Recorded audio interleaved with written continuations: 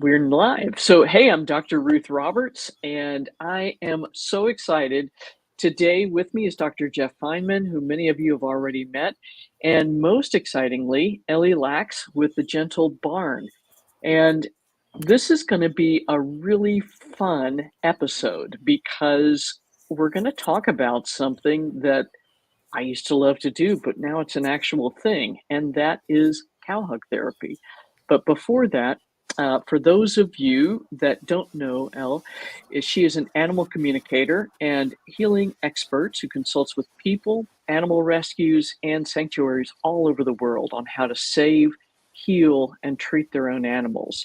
And she is a powerful speaker and author of My Gentle Barn, creating a sanctuary where animals heal and children learn to hope. And I think that is such an incredible combination. Um, she's appeared on some of the most influential media outlets, including The Ellen Show, People Magazine, Life Magazine, Animal Planet, The Huffington Post, Turning Point, Women's World, NBC, CBS, ABC, PBS, The New York Times, and what else have you not actually been on? That is amazing. So that's just wonderful, wonderful. So Dr. Jeff, who many of you have met, he is a molecular biologist since 1985 and the founder of Holistic Actions, which is an online platform focused on empowering pet parents to help their beloved companions. He helps them do this by connecting with spirit and by listening to and working with symptoms to make fully informed decisions about their care. He is spearheading the movement to bring conscious and compassionate communication through a positive and practical veterinary spirituality to pet care. His mission is to optimize pets' lives by bridging the gap between holistic and conventional veterinary medicine through nature-inspired, energy-driven actions. Jeff helps to empower pet parents with resources, webinars, and a supportive community, ensuring that their furry friends live their healthiest and happiest lives. So, welcome to you both. I'm so delighted you are here. And now for the answer to the $1,000,000 question, what is cow hug therapy? Cow hug therapy is something that we've been practicing for the last 25 years at the Gentle Barn. It's when we're suffering from depression or anxiety or stress or loneliness or just need a really good mom hug, we can spend an hour with the Gentle Barn cows, put our faces on their sides, close our eyes, clear our minds of thought, lower our heart rate and match it to the cows, rise and fall with their breathing, get grounded and centered, and feel an exceptional and unique brand of healing without words or thoughts. And it just opens up our intuition. We can feel the energy coming from the cows, and we leave hopeful and stronger and more positive and more vulnerable and open and humble where healing lives. That is amazing, amazing stuff. And that's what I love about cows. I mean, any animal that spends 18 hours a day ruminating, and I mean that in the sense of, yeah, it's pretty hard to get them into a sympathetic state. I mean, and we can do that through conventional practices in terms of husbandry, but I think cows left to their own devices just stay super chill. So that's amazing. Yes, left to their own devices, cows are a remarkable tribe and society. They're matriarchal, they're vegan, they care for one another, they raise their babies, they discipline each other's teenagers. That matriarch protects everybody, and she's very strong when she needs to be, but she's also incredibly nurturing, giving love to her entire family and making sure that everybody meditates together. And I think they have so much to teach us about being still, being quiet, and finding ourselves. That's great. So, I mean, it sounds like pretty much everyone could benefit from cow hug therapy. So, are there specific people that you find have more benefit than others? I absolutely agree. Cow hug therapy is literally for everyone and all of us, especially since the pandemic when we're all affected in one way or another. But I've seen extraordinary things happen when people come suffering from grief. Parents that lose children, children that lose parents or grandparents. Traditional therapy is wonderful when we've gone through a trauma that we remember. We can dissect it and look and explore it and kind of find the lessons within. But when we're too shut down and too angry to really participate in traditional therapy, or we don't even remember our trauma because it happened as a child, traditional therapy is going to be less effective. And especially when we're grieving, we're hurting so badly, but there's not much to talk about. In those instances, coming and instead of talking in your left brain, we can be immersed in our right brain and feel rather than talk, be rather than do, and connect rather than feel alone. The results are extraordinary. That's amazing. And there are many therapies out there like EMDR and that sort of stuff that get you to attempt to process a trauma in a different way. But I think what you're saying about this is that's so critical is that if you are so shut down that you cannot process at any level, it sounds like just by putting your arms around that cow and feeling the breath and feeling the hug and feeling her warmth, that would be a way to get you into a place of actually being able to experience senses again, which is kind of what gets shut off with long history of trauma. That's just amazing. Yeah. So how did you discover this? This is, I mean, how did this light your world? I discovered cow hug therapy when we rescued our very first cow named Buddha. She's right here behind me. She was my very first cow and I loved her to pieces. But one night after a very long day of having many, many visitors and lots of responsibility, I was saying goodnight to everybody. And on my way out of the barnyard, I sat down just to spend a minute with her. And she wrapped her neck around me and held me. And I was so surprised at this unexpected show of affection that I burst into tears and I wept out the day. And I just let her have all of my stress. And she washed it away and she made me much stronger for the next morning. And I came to rely very heavily on those nightly hugs because she was keeping me strong during the founding of this organization, raising the money, reaching out to people. There was a lot going on. And she is the one that kept me strong and kept me going.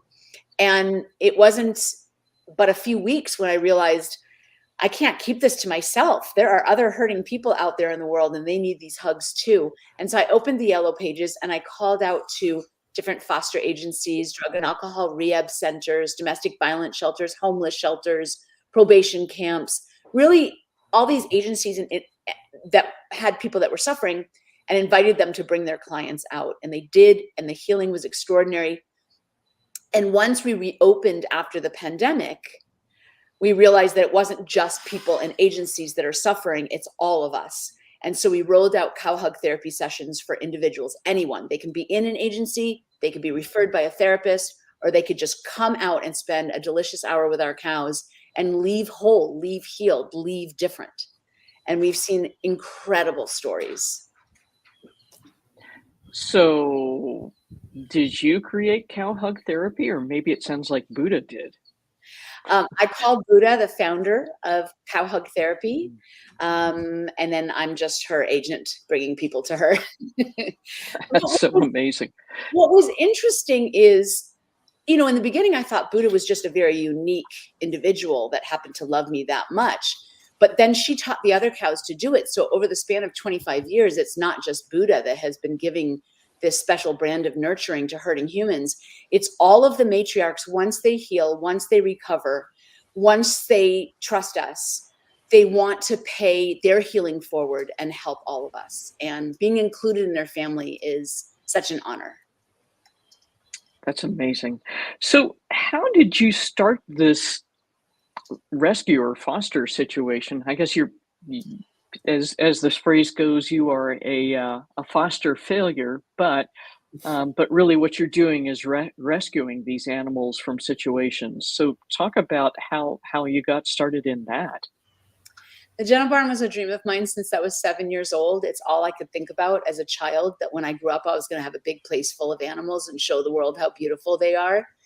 Took me a really long time to get started because I had no idea how to actually start. And I write about this in my first book, My Gentle Barn. The longer version of the story is that I discovered a petting zoo. Make a long story short, started taking animals home from there that were dying, resuscitated them, and realized I had started my dream. A few years later, Jay Weiner came into the Gentle Barn, started volunteering, started helping. A year later, we fell in love and joined forces to expand our mission. So we're now located in Los Angeles, California, St. Louis, Missouri, Nashville, Tennessee, and we hope to expand to New York. That is amazing.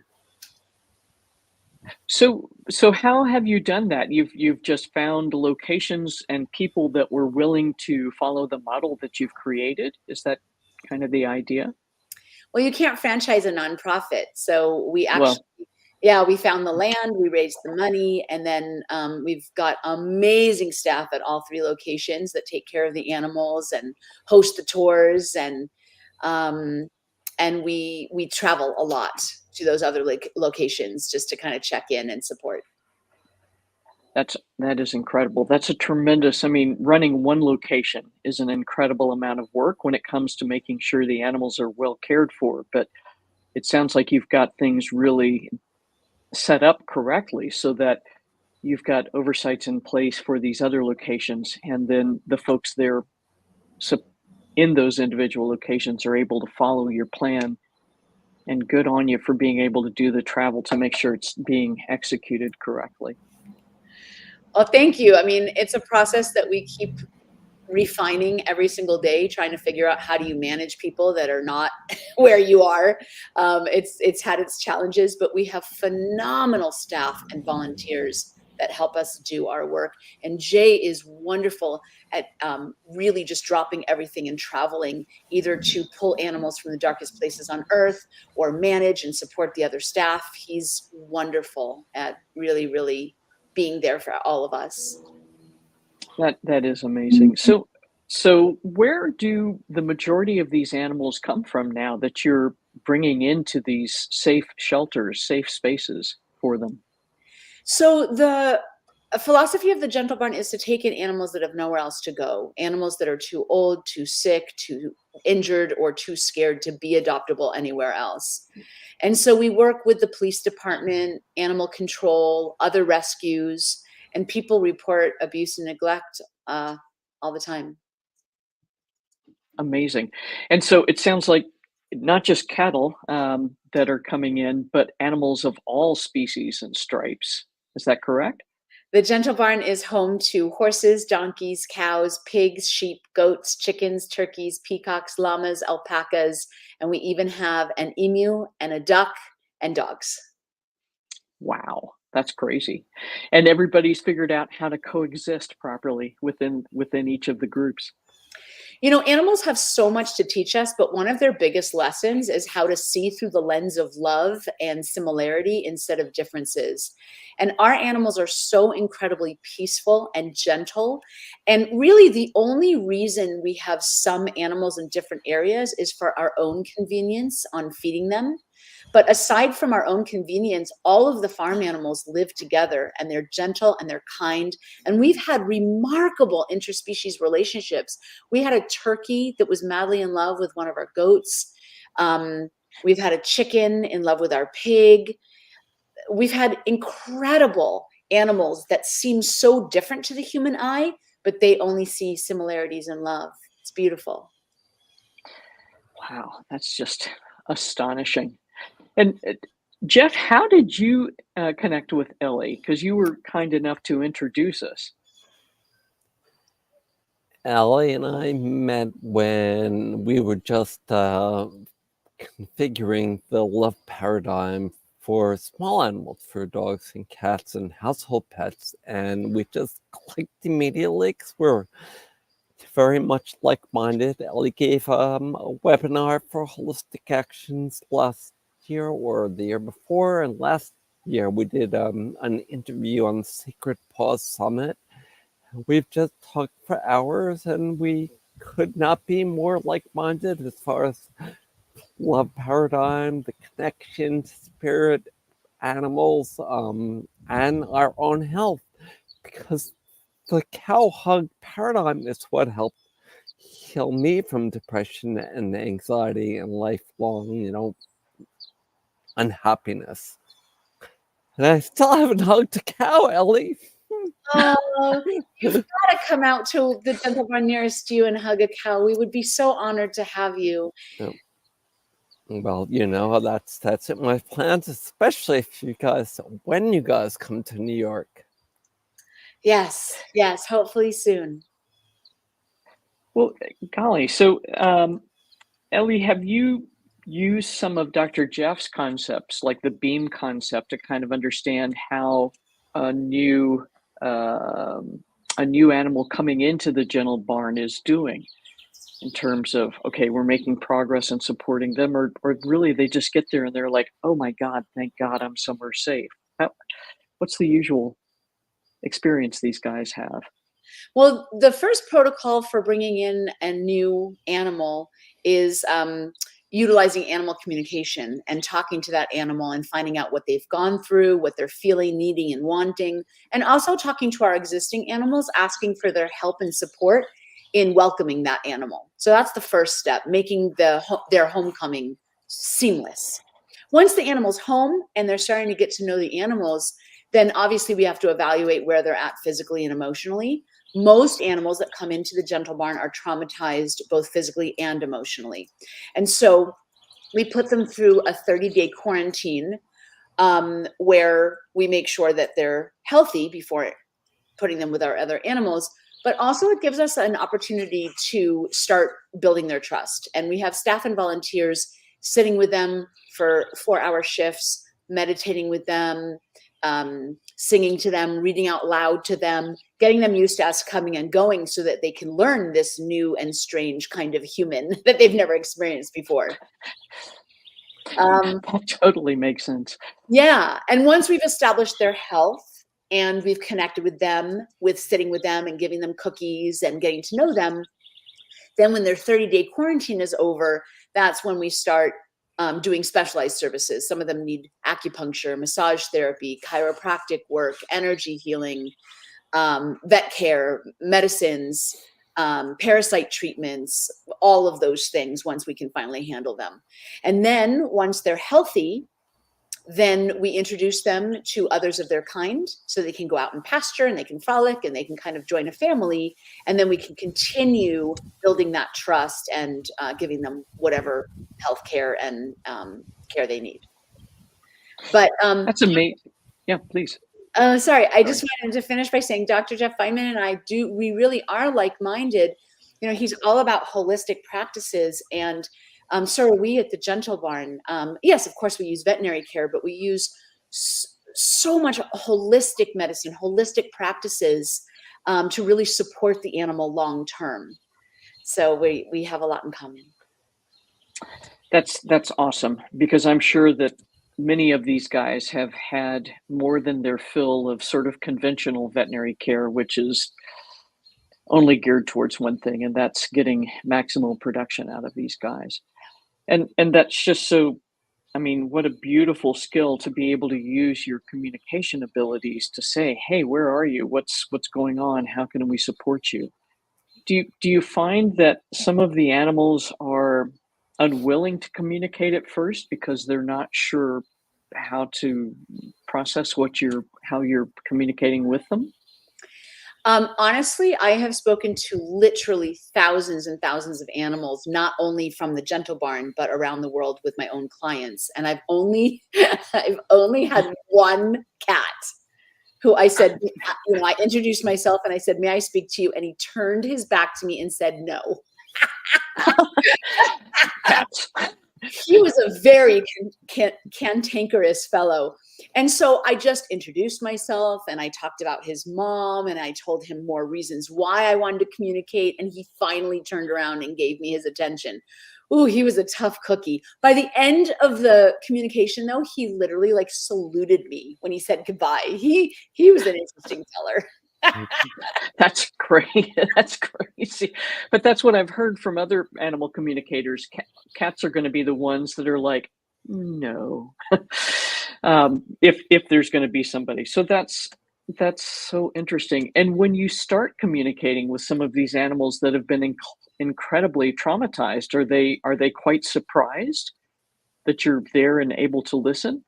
Some of them act from surprise, but most of them act from relief. Can you imagine a whole lifetime where you don't speak English or Spanish or what have you, and they have needs and wants and feelings, and they're surrounded by people that don't look them in the eye, don't call them by name, and can't see them or hear them, and finally they have someone at their attention? There is so much relief when they can finally get it out and be served the way that they need. Yes.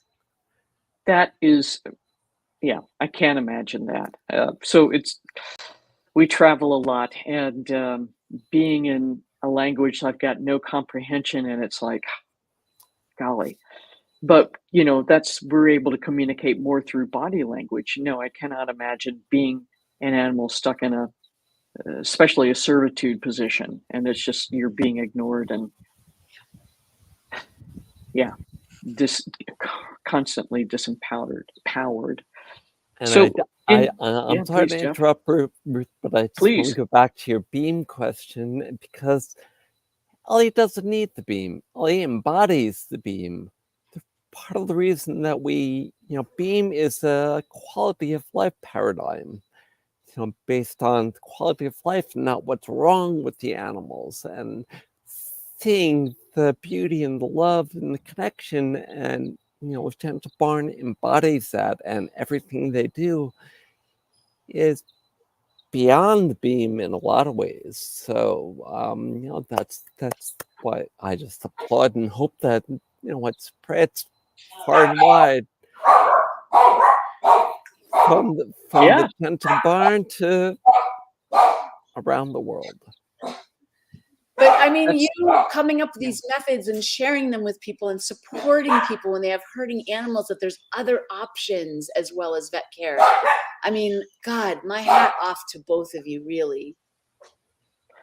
Well, thank you. But I mean, and that, Jeff, that totally makes sense because that's a method that we folks that don't have the ability to understand the messages that are being sent to us can use to sort of have an assessment. But yeah, the ability to communicate directly, that just, you can ask, how are you feeling? What's going on? How can I better support you? Uh, but that's kind of it. In medicine, we're trained to look for what's wrong instead of what's right. But I mean, that's sort of human nature in general. So amazing that you're able to say, "Wow." Um, so, in when you're bring a new animal in, you've gotten them through that quarantine period, you've gotten them some basic care. Then are you able to say, "Hey, would you like to start helping humans that are suffering?" Or how does that go about? How does that work? So the new animal sees it modeled for them because they see other cows participating in the healing of humans. And it's something that we never ask them to do or try to train them to do. It's something that they step up and choose to do when they're ready. And some of them don't. We have cows that we actually have at our Sun Chlorella Healing Center, which we're not open to the public at that location, because we have cows that are so remarkably traumatized by humans that bringing them to our main location where there's people around them at all times would cause them tremendous stress. And so they get to be with their bovine family. They get to love each other. There's a caregiver, obviously, that feeds them and waters them and grooms them every morning. But other than that, there are no demands, and they just get to be away from humans. But then there's other cows that are very affectionate once they learn to trust. And so we have them more at our main location where they get to observe the other cows in service. And at some point, they just step up and they offer themselves. They say, "I'm ready." Just the other day, I had a remarkable experience with our cow, Rosalie. She's relatively new to the Gentle Barn. She's our newest cow. And when she came, she was very traumatized after losing her child. And so she was crying and calling out and isolating and depressed, and she wouldn't let any of us touch her. So We did our usual thing. We left her to our own devices. We didn't force ourselves on her. We didn't approach her. We just kind of came and went, made sure there was food and water, interacted with the other cows so that she could watch, but we demanded nothing from her.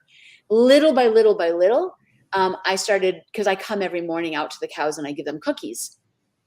So little by little, I got her to take cookies from my hands, which then led to, after cookies, me being able to scratch her shoulders and her back and her neck. And we established a relationship. But we still weren't having our guests pet her. But after a few months, we started inviting maybe one adult at a time to scratch her and pet her. And then she realized, wow, what human hands can do is really great. So then we started having all adults pet her, and then it transferred to children. But we have not asked her to participate in cow hug therapy yet, because she's still moving through her process. Just a few days ago, I hosted a cow hug therapy session from a woman that was referred to us by her therapist. And she went into the barn and she walked over to Rosalie, who was laying down. And I was about to say, oh, she's not ready for hugs yet, when something inside of me told me, don't say that. So I didn't. And I watched this young woman walk over to Rosalie, sit down beside her, drape her body over her shoulder, put her face down, close her eyes, and I watched her cuddle with Rosalie for at least 35 minutes. And I was just weeping watching this, because Rosalie was ready. And of course, I was watching her body language to see if she didn't want this woman to lay down, but she held still. She wrapped herself around this woman and she said, I'm ready. Don't tell her I'm not ready. I'm ready. It's beautiful. That's amazing. Absolutely amazing. Gosh, what a privilege to witness that transformation from a place of distrust, dis-ease, disharmony into one of harmonization with the family that these guys are joining into. I mean, wow. Yeah. That's just wonderful, wonderful stuff. Dr. Jeff, you mentioned that you and Ellie have been collaborating for quite some time. What are some of the concepts that Ellie has introduced you to that you've been able to translate for the rest of us humans to use to support our pets and the other animals we experience? That's a great question, Ruth, and I'm not sure what the answer is, except it's an application of what is already there as far as the energy and connection. And but the cow hug therapy is something that we teach, and I guess in a way we have adapted it because we teach it with dogs and cats as well.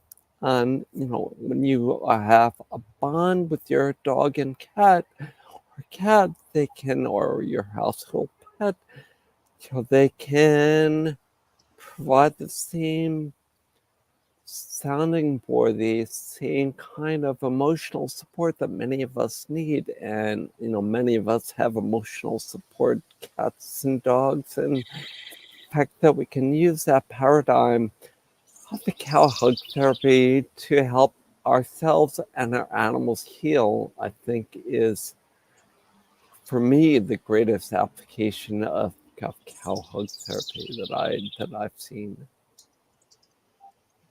That makes total sense. It just is crazy, crazy good stuff.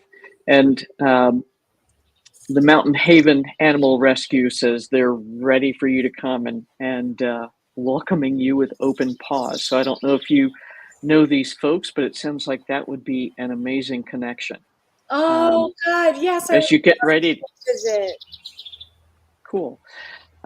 So Mountain Haven, if you will send an email to, oh golly, I'm smart enough today and I'm a little slow on the draw.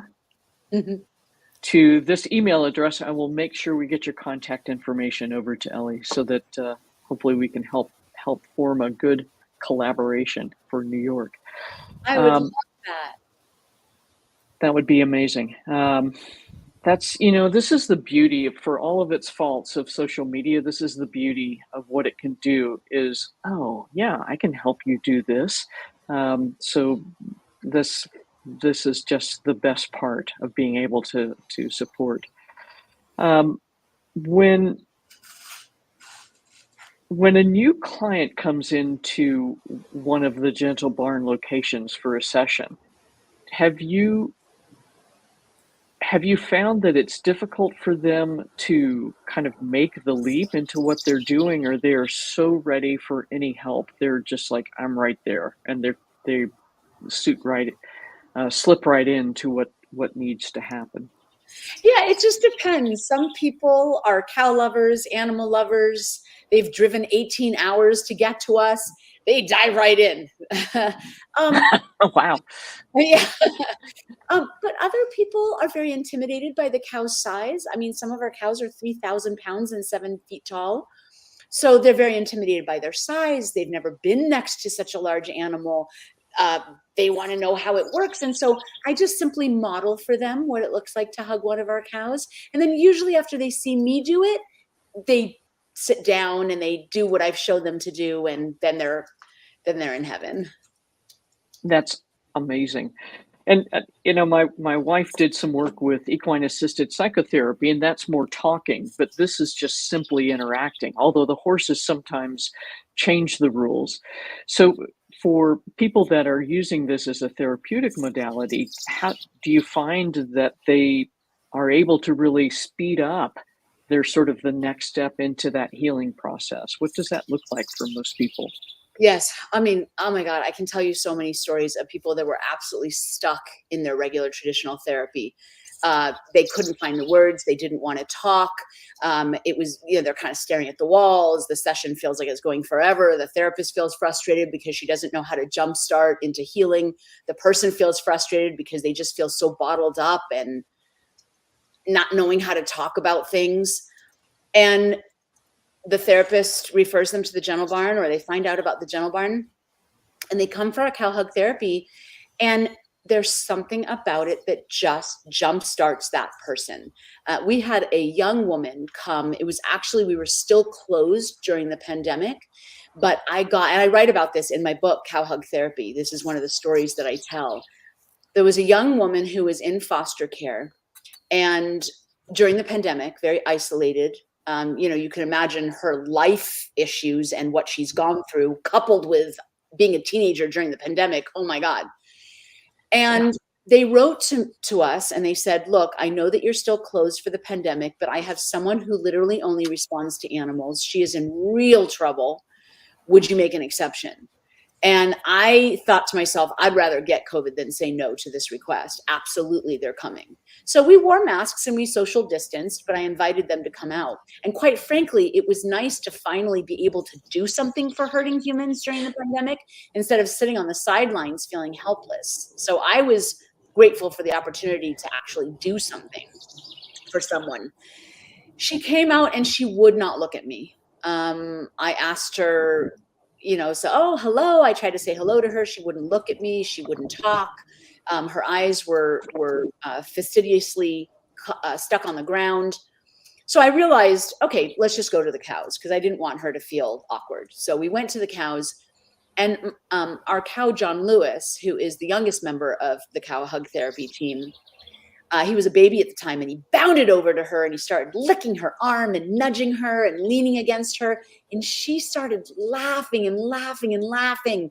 And then she started asking questions about him. All of a sudden, she's looking at me and she's talking to me and she's asking questions. And miraculously, we found out that she had the exact same birthday as him, July 23rd. Wow. Which I know, so random and so fortuitous. And so they connected and she started laughing and talking and cuddling him and scratching him. And that opened her right up. And from there, I was able to escort her to our matriarchs who held her and hugged her and held still for her and meditated with her. And boy, when she left at the end of the hour, she was a completely different human being. And they kept returning her. She would come every week. Sometimes we walked the horses and practiced confidence and leadership skills. Other times we would hang out in the upper barnyard with the piggies and the turkeys and the chickens and the goats and sheep. But she always found her way back to the cows to hug them. And her and I developed an enormous bond, but she was able to be cracked wide open and pulled out of her shell because of these cows. And I think one of the most remarkable things, at least from my vantage point, watching cow hug therapy take place, is how intuitive these cows are and how much they know what these people need. If the people need a good laugh, the cows will do something silly and adorable. If they need to be grounded and centered, the cows will hold still and meditate with them. And if they're in real trauma, the cow will wrap their necks around them and hold them. They know without words, without explanation. We never ask them their stories before they enter the gentle barn because the cows know what to do. That is so beautiful. And that's the amazing thing with animals. If we give them the opportunity, they intuitively know before we even do ourselves, I think, what we need and how we need to be nurtured, and I think that's probably as good a word as any. Now, you've mentioned your book a couple of times, so I'm going to drop a link in here because this is one way that people can support this mission, and I think it is just a critical mission. So talk a little bit, about this book. So Cow Hug Therapy, How the Animals at the Gentle Barn Taught Me About Life, Death, and Everything in Between. Those are huge lessons. I'm so excited about this book, Cow Hug Therapy, because each page is filled with stories of some of the most remarkable animals we've ever rescued, their resilience, what they've gone through, their stories, and how much they have to teach us. I learned self-care from these animals. I learned to recover from grief from these animals. I learned to walk someone home when they're passing away from these animals. I learned to have a daily meditation practice and sit in the stillness every single day because of these animals. And I've recovered from compassion fatigue because of these animals as well.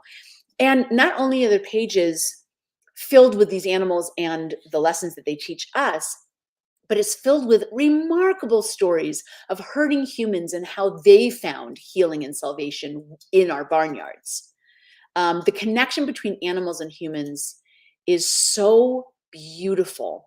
And, I've been in a barnyard for 25 years. So watching cows form a circle around someone who's in childbirth and supporting that mother, watching them surround each other when someone's grieving to show them that they're not alone, forming that very same circle when someone's passing away, and each one taking a turn, stepping forward and bidding farewell and paying their respects. These are things that I have seen in my barnyard, but realize that the majority of human beings out there have not been that lucky. And so this book is so important because it's sharing the beauty, the magic, the love, the lessons that I get to witness every day, but most people don't. Now they get to read this book and feel like they're in the barnyard with me. That as you're saying this, that makes me think of the idea that we've lost the ability to do those actions in our human family in modern culture. I think in indigenous cultures, these same things happen. You protect your family, you bid farewell to those that are leaving, you support the new life that's coming into the pack, into the group. But we've lost the ability to know how to do these things innately. What powerful lessons these guys are trying to remind us of. Yes. When you look at human civilization hundreds of years ago, we were very similar to the cow tribe. We were matriarchal. We ate mostly plants. Family and togetherness was our most treasured value. We were one among nature, and we had reverence for the earth. We knew how to communicate with each other, both, to other species. We knew how to communicate with animals or humans that might be on the other side. We were very connected. We were very intuitive. We were very connected to ourselves and each other. And when I look at the world today, this fast-paced, high-tech, concrete world that we've created for ourselves, it is completely unnatural. We've lost the connection to Mother Earth. We've lost the connection to animals. We've lost the connection to each other. And we've lost, most importantly, the connection to ourselves. We don't listen to our own instincts and intuition. We listen to everybody else. We are bombarded with messages and information coming from a million different angles, but we don't take the time to sit in the stillness and kind of exercise the still small voice inside of us. We have lost the tribe, the congregation, the community to be able to support one another in birth and in death, to be able to know where to turn and how to process loss. Most of us in our society, when we have a tragic loss, we suck it up and go back to work the next day. We try to pretend it's not happening, which never works.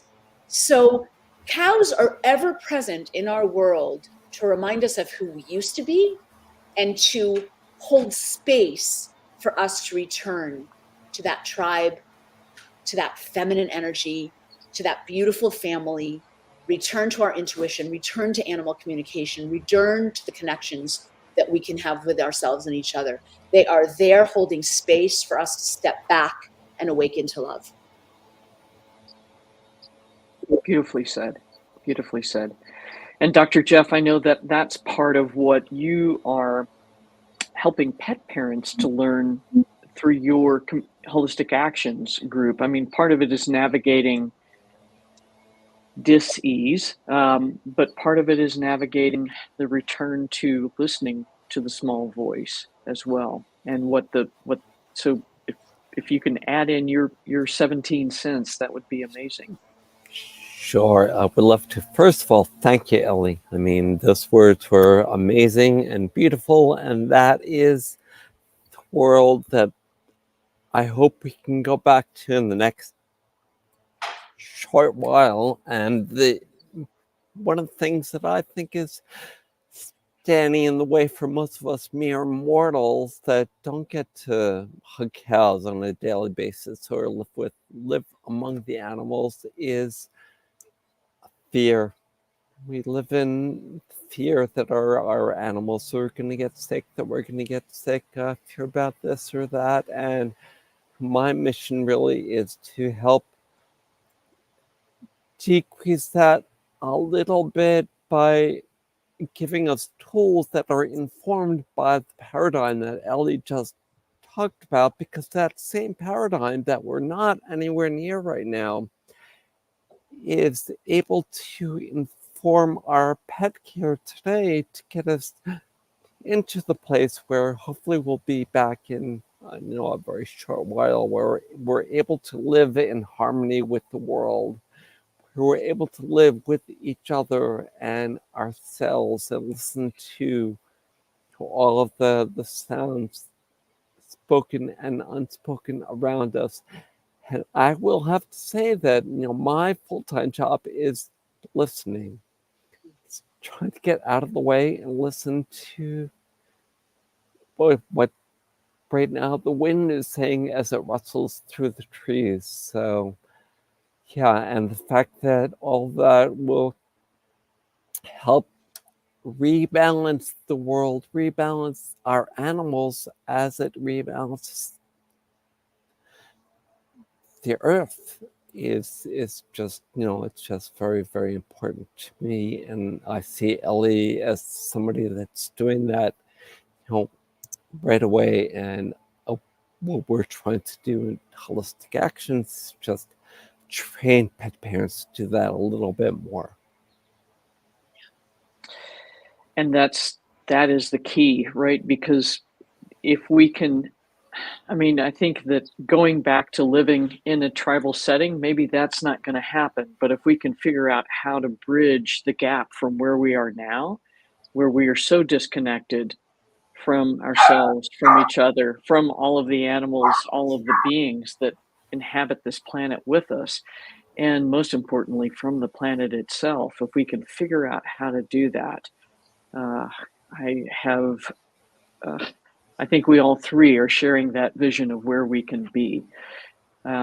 So I want to thank you both for spending time helping to increase exposure to this idea that there is another way, and it simply is a matter of making a different set of choices. And with each opportunity, with each choice you have the opportunity to make, maybe we can be a little bit more like cattle and take a deep breath and chew on it for a few minutes before we say something. That's, yeah, I mean, they just are, they such incredibly beautiful animals. They'll sort of look at you, spit the cut up, chew on it for a minute, and then, okay, and then take an action.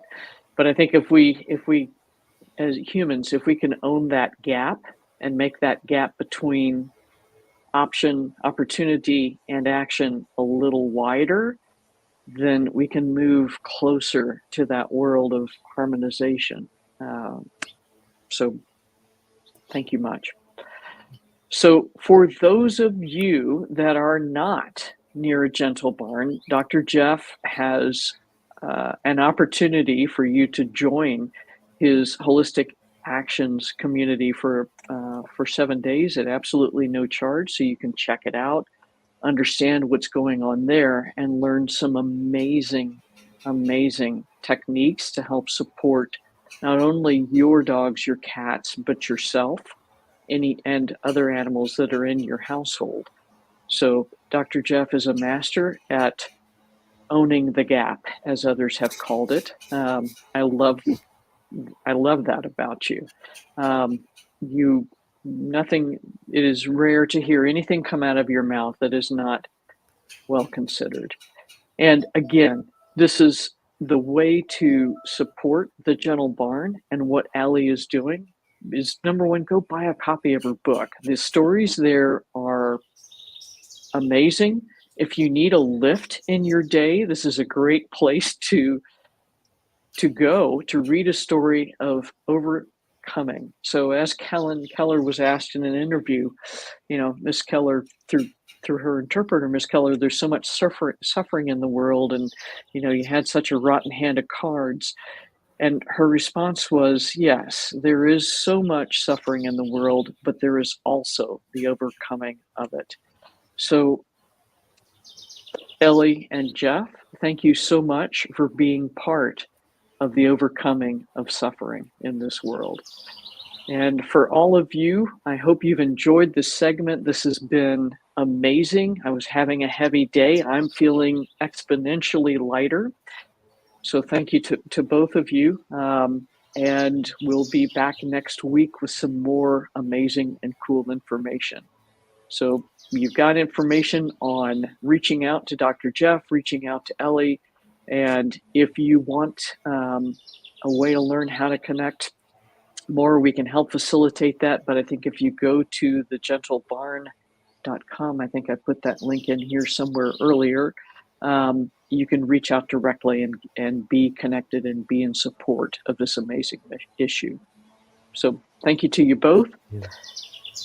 Thank you for having us. Thank you, Ruth. And it's always great to be with both of you. Thank you so much. Thank you, both of you. Ciao.